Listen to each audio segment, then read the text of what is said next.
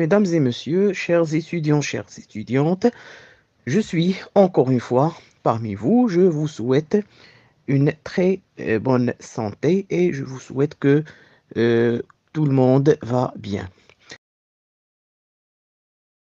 Alors, lors de cette leçon, on va aborder les ondes mécaniques progressives périodiques. Alors, lorsque les vagues traversent un passage étroit, leur forme devient circulaire. Donc, dans cette leçon, on va bien sûr mettre l'accent sur ce phénomène, ses conditions, ainsi que les caractéristiques d'une onde circulaire. Alors, commençons par l'activité expérimentale 1.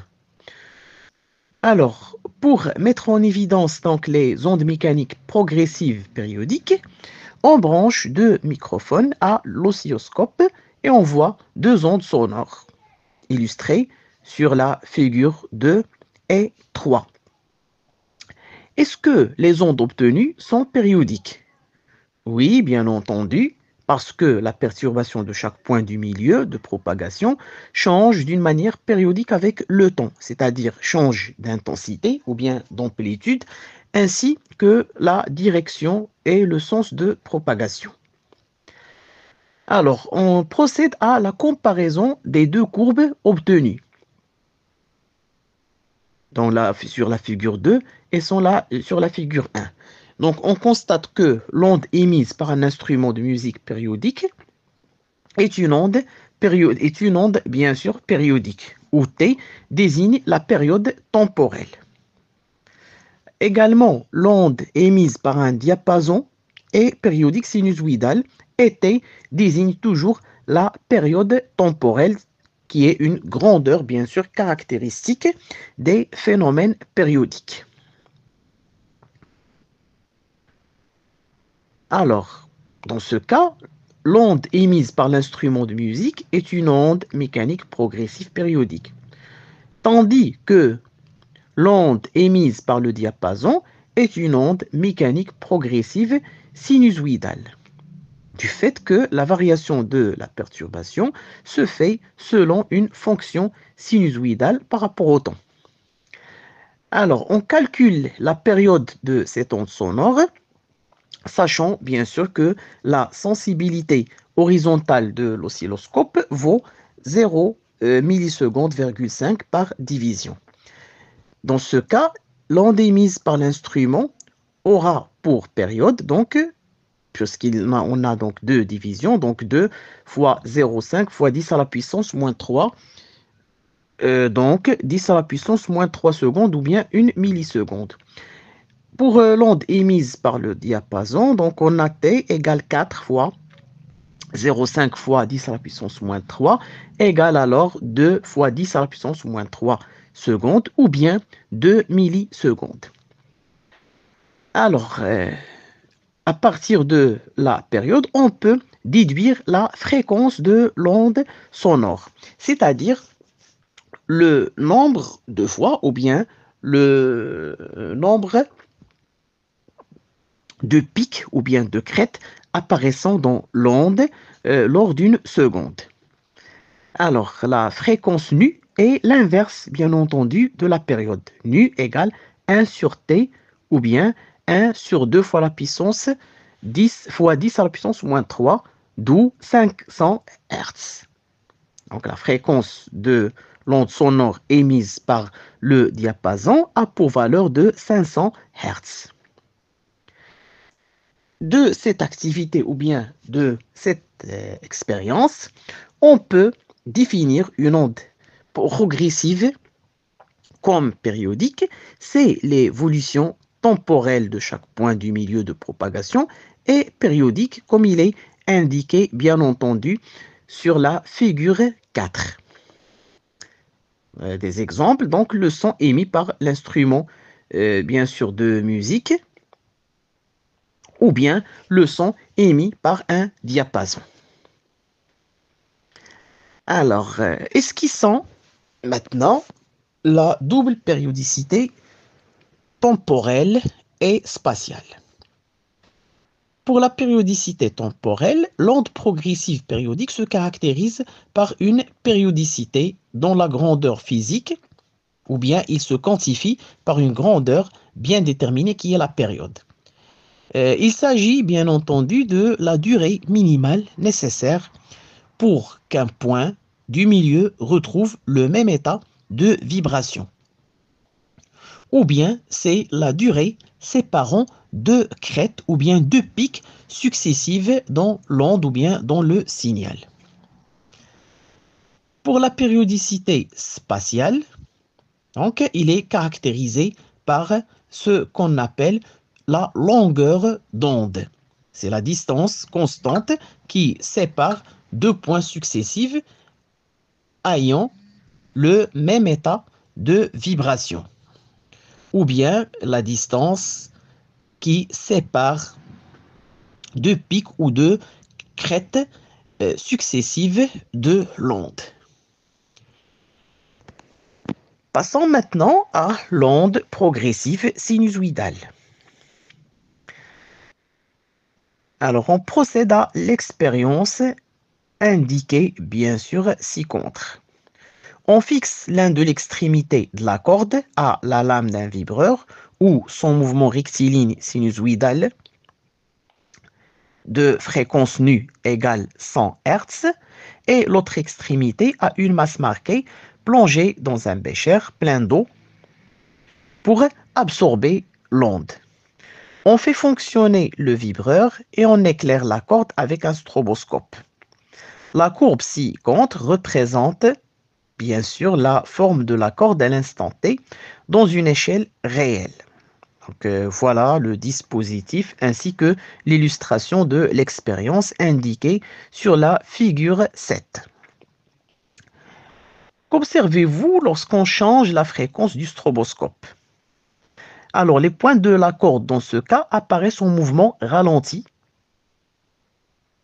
et apparaissent bien sûr immobiles lorsque la fréquence de la corde est égale à celle du stroboscope.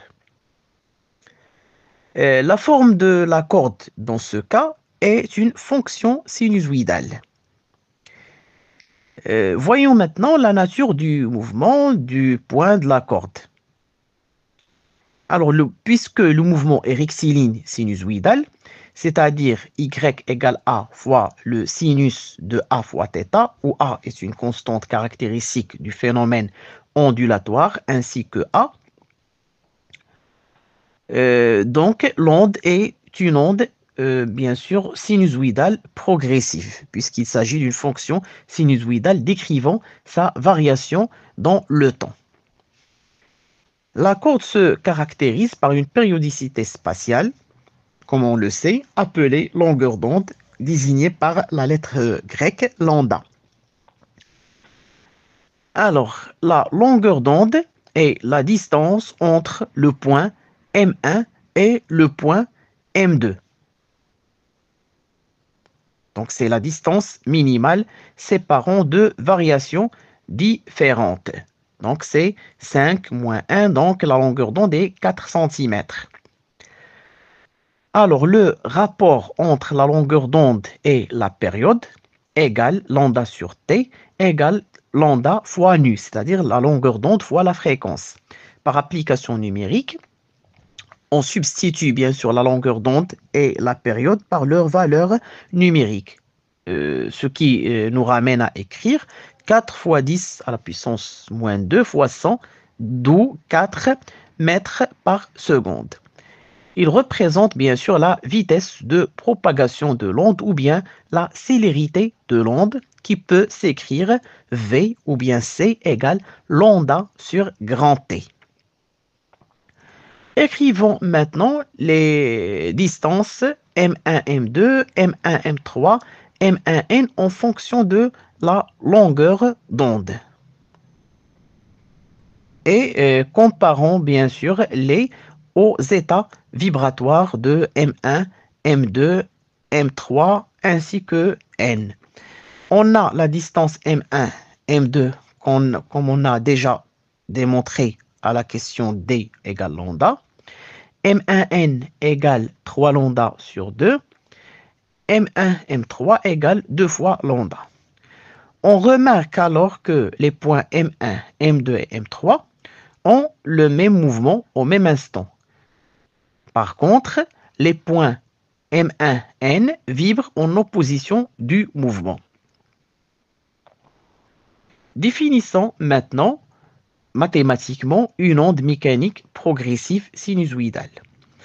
Alors, une onde mécanique progressive périodique est dite sinusoïdale si son évolution temporelle ou bien l'évolution temporelle de la source peut être associée à une fonction sinusoïdale. Et l'élongation d'un point du milieu de propagation s'écrit de la manière suivante. YT égale A, qui est l'amplitude de l'onde, fois le sinus de 2π sur T, grand T qui est la période, fois petit t qui est le temps, où l'amplitude est exprimée en mètres, c'est la valeur maximale, bien sûr, de l'élongation, et t est la période de l'onde. Définissons maintenant la célérité d'une onde mécanique sinusoïdale.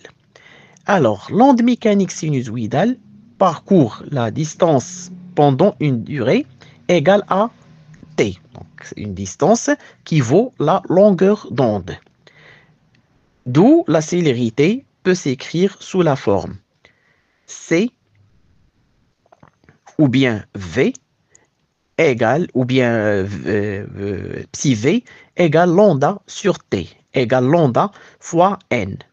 C, c'est la célérité de l'onde en mètres par seconde, lambda, la longueur d'onde en mètres, T, la période en secondes, et enfin N, la fréquence en Hertz.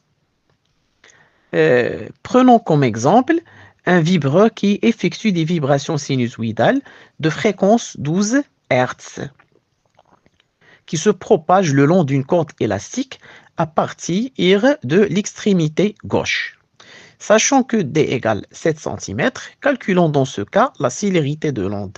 Alors V égale lambda fois n égale d sur 2 fois n égale, dans ce cas, 7 fois 10 à la puissance moins 2 sur 2 fois 12. D'où la célérité de propagation de cette onde vaut 0 mètres par seconde, 42. Passons maintenant à la comparaison ou bien à l'étude comparative de l'état vibratoire de deux points. Pour comparer l'état de deux points M et N du milieu de propagation, il faut bien entendu comparer la distance Mn avec la longueur d'onde.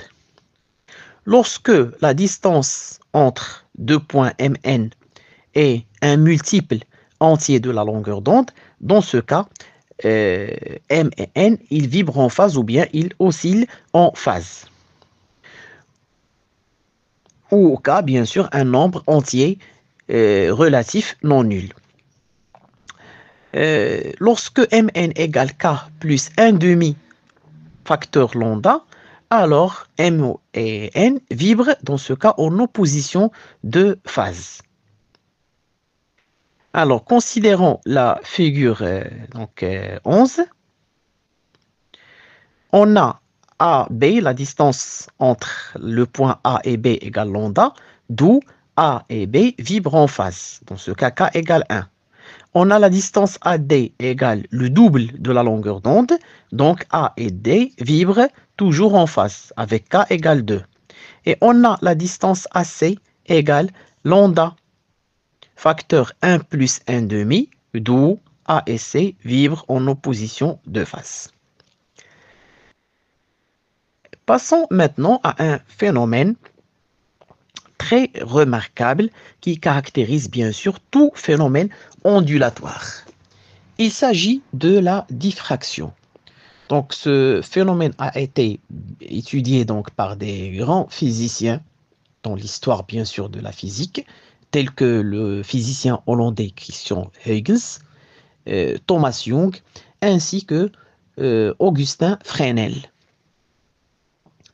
Alors pour étudier le phénomène de diffraction des ondes, bien sûr mécaniques, on fait créer des ondes rectilignes dans la cuve à ondes, qui se propage avec une vitesse qui vaut 0 mètres par seconde, 5. Puis on éclaire la surface de l'eau avec un stroboscope de telle manière que sa fréquence soit égale à celle des ondes, d'où 20 Hz. Figurez-vous que le Hertz, l'unité internationale de la fréquence, doit son nom au grand physicien allemand Heinrich Hertz. Et on voit que tous les points de la surface de l'eau apparaissent immobiles. On place dans ce cas deux plaques parallèles dans la cuve de manière à former une fente de largeur A, comme il est indiqué dans le schéma expérimental. Et on obtient, bien sûr, lorsqu'on fait varier A, les deux figures 16 et 17. Voilà la figure 16, où la largeur de la fente est supérieure à la longueur d'onde. Et voilà la figure 17, où la largeur de la fente est du même ordre de grandeur que la longueur d'onde. Alors, calculons la longueur d'onde incidente et comparons-la à la largeur A de la fente dans chaque figure. On a la longueur d'onde et le rapport de la vitesse et la fréquence, d'où donc cette longueur d'onde égale 2 cm,5. Dans la figure 16, on observe alors que A est supérieur ou bien est strictement supérieur par rapport à lambda. Et dans la figure 17, on voit que A est inférieur ou égal à lambda. Alors, qu'est-ce qui arrive aux ondes lorsqu'elles traversent la fente dans chaque figure? Alors, pour la figure 16, on obtient une onde qui reste rectiligne après avoir traversé la fente. Tandis que dans la figure 17, l'onde circulaire après avoir traversé la fente.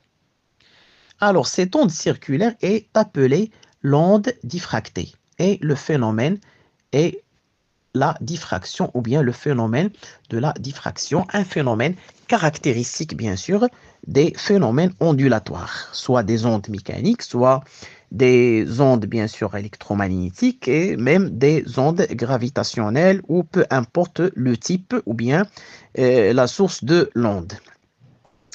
Alors dans ce cas, quelles sont les conditions pour que les ondes soient diffractées, c'est-à-dire quelle est la condition ou bien les conditions de la diffraction? Alors, pour que le phénomène de diffraction aura lieu, il faut que A soit inférieur ou égal à la longueur d'onde, c'est-à-dire il faut que la largeur de la fente soit de l'ordre de grandeur de la longueur d'onde. Alors, dans ce cas, on compare la longueur d'onde diffractée avec la longueur d'onde, bien sûr, incidente. On remarque qu'elles ont la même longueur d'onde, c'est-à-dire le phénomène de la diffraction, donc, n'a aucune influence sur la longueur d'onde. Voilà ici, donc, pour la figure 18 et la figure 19. Alors, l'onde incidente, pour A supérieur à lambda, donc on a une onde rectiligne, donc une onde diffractée, une onde non diffractée, pardon. Pour A inférieur ou égal à lambda, on a une onde circulaire, bien sûr, qui représente l'onde diffractée. Quelles sont maintenant les propriétés de l'onde diffractée? Alors, l'onde diffractée et l'onde incidente ont la même fréquence, même célérité et même longueur d'onde si le milieu de propagation n'est pas changé. Alors, le phénomène de diffraction révèle la nature ondulatoire de toute perturbation qui se propage et parmi lesquelles, bien sûr, figure la lumière, ce qu'on va bien sûr voir ultérieurement dans la leçon des ondes lumineuses. Abordons maintenant, dans le 4e paragraphe de cette leçon, le milieu dispersif.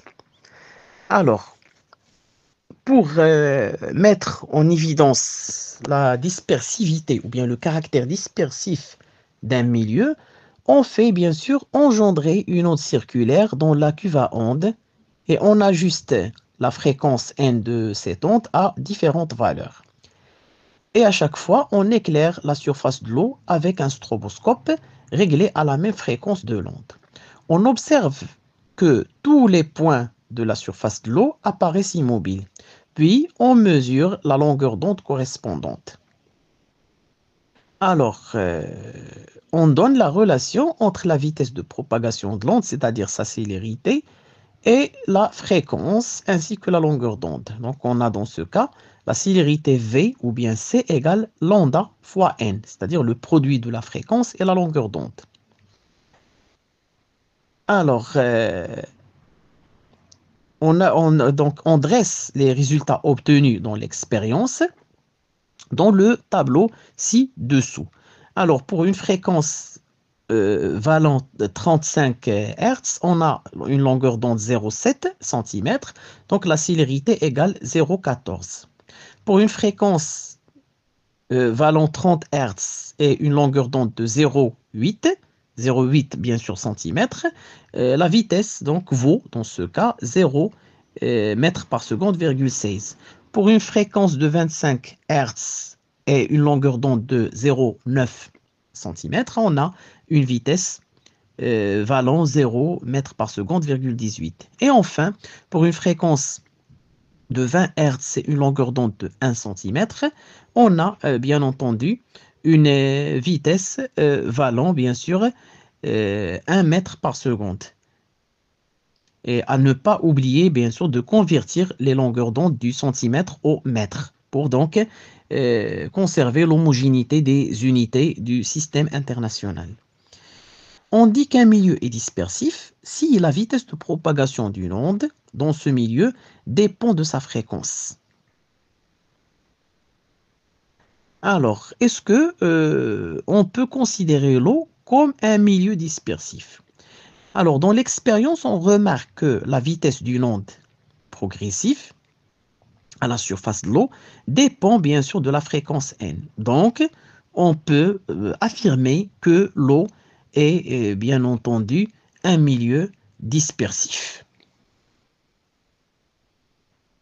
Donc, en guise de conclusion, un milieu est dit dispersif, c'est sa célérité de propagation, bien sûr, ou bien la célérité de propagation de l'onde, ou bien du phénomène vibratoire, dépend bien sûr de sa fréquence. On arrive donc à la fin de cette leçon. Merci de votre attention et j'espère bien que cette leçon soit bien sûr à la hauteur de vos espérances et de vos exigences et j'espère qu'elle soit instructive, intéressante et pertinente. Merci encore une fois pour votre attention et attendez-nous dans la prochaine vidéo mettant l'accent ou bien qui va être axé sur les ondes lumineuses. Et tâchez bien entendu de vous abonner dans notre chaîne afin que vous puissiez bien entendu recevoir toutes nos nouveautés. Merci et à bientôt.